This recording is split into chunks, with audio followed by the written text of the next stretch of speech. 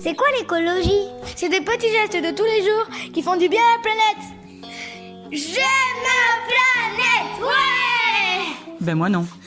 Ben, ça va, je rigole. Salut vous, j'espère que vous allez bien. On se retrouve aujourd'hui dans une nouvelle vidéo dans laquelle je vais vous parler de désherbants naturels. En tout cas, je vais vous partager ma recette de désherbants naturels. J'avais envie de vous parler de ça parce que c'est une méthode qui n'est absolument pas toxique pour le sol et qui est plutôt efficace. Et donc, je voulais vous la partager puisque vous avez sans doute remarqué depuis le printemps, évidemment, les jardins renaissent, la nature reprend ses droits. Et il y a aussi ce qu'on appelle des mauvaises herbes qui ne sont pas forcément des mauvaises herbes puisque ce sont des plantes qui poussent en fonction de la richesse de notre sol et qui sont des plantes qui poussent naturellement sur ce sol-là. Donc elles ne sont pas forcément mauvaises. Mais nous, on n'a pas toujours envie qu'elles empiètent sur nos plates-bandes. Et du coup, avant, on pouvait utiliser des désherbants de synthèse. Mais tu le sais sans doute puisque ça a fait tout un pataquès. Depuis le 1er janvier 2017, il y a une loi qui s'appelle la loi Labbé qui a été votée et qui est une loi qui interdit à toutes les collectivités territoriales, à l'État, à toutes les entreprises de secteur public d'utiliser des désherbants et des insecticides de synthèse qui sont très dangereux pour notre environnement. C'est une mesure évidemment qui a été aussi élargie aux particuliers. Oui, c'est ça que tu as entendu très certainement. Donc au 1er janvier 2019, le glyphosate a été interdit aussi chez les particuliers. Donc nous ne pouvons plus utiliser de désherbants, ce que je trouve plutôt sain parce que c'est vrai que ça avait un côté très polluant. Et pendant ce temps-là, les producteurs continuent de pulvériser du glyphosate ou d'autres insecticides de synthèse massivement sur des hectares et des hectares de terrain. Et ça gêne personne. Normal. On a surtout entendu parler du Roundup, qui est le célèbre désherbant du groupe Monsanto. Monsanto, c'est une firme agroalimentaire américaine qui est la leader des biotechnologies et des organismes génétiquement modifiés, des OGM. Sympa, non? Donc, on avait ce fameux Roundup que cette firme produisait, qui est un produit qui est extrêmement nocif pour la santé et aussi pour tout notre écosystème parce qu'il est très polluant. Alors, c'est vraiment peu de le dire, voilà, parce que ça a vraiment des conséquences désastreuses pour la santé. Ça entraîne des cancers, etc. Et pour vous dire la dangerosité de ces produits, j'ai même une ancienne collègue dont le papa s'est suicidé en buvant du Roundup. Et il est malheureusement décédé quelques heures après l'ingestion de cet insecticide, ce désherbant. C'est pour dire que c'est vraiment quelque chose qui détruit massivement toute forme de vie. Donc je vous épargne mes états d'âme, hein, moi je trouve que c'est complètement aberrant. Donc toi petit particulier, on t'interdit de mettre un petit désherbant que tu vas utiliser une fois dans l'an. On est d'accord que je suis totalement pour cette mesure. Et les gros producteurs, eux, continuent à nous envoyer dans la gueule leurs pesticides et à produire des fruits, des légumes et tout un tas d'autres choses avec ces pesticides, légumes et fruits, etc., que nous allons probablement consommer. Ça donne envie, non? Je ferme la parenthèse, je sais même pas si je l'avais ouverte, mais c'est pas grave. Donc du coup, aujourd'hui, je vais vous présenter une recette hyper simple que vous pouvez faire chez vous, qui est à la portée de n'importe qui, tellement elle paraît simplissime à réaliser. Il ne faut que 3 ingrédients et c'est une recette qui est assez efficace.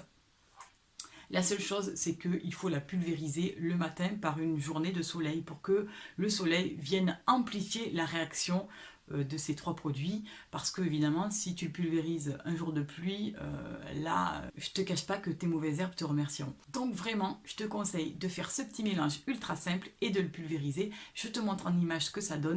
Je vous laisse avec la suite de cette vidéo. Pour commencer la préparation, vous aurez besoin d'un récipient avec un bec verseur. J'utilise celui d'Ikea. 1 litre de vinaigre blanc. Et enfin, 40 g de sel fin ou de gros sel. Et 2 cuillères à café de liquide vaisselle. Cette phase est optionnelle, ça fonctionne sans ça, mais c'est plus efficace avec. Moi j'utilise celle de La Vie Claire, EcoClair, qui est labellisée EcoCert. Et j'aime bien prendre des gros bidons de 5 litres parce qu'après je les découpe pour en faire des rangements. Moi j'ai choisi de faire qu'un demi-litre, donc je mets un demi-litre de vinaigre blanc et évidemment je divise par deux les proportions, je mets 20 g de sel fin.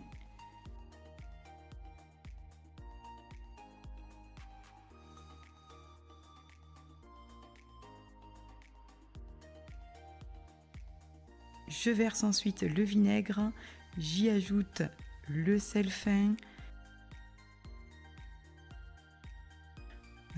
j'y ajoute également une seule cuillère à café, puisque je rappelle que je le fais pour 500 ml. Et ensuite, je viens mélanger le tout avec une spatule en bois ou peu importe la matière.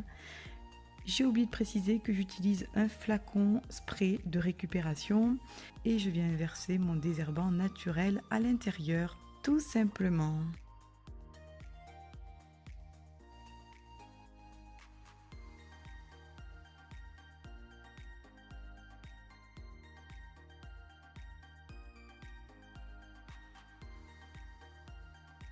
Une fois que c'est terminé, je viens pulvériser les herbes dont j'ai envie de me débarrasser.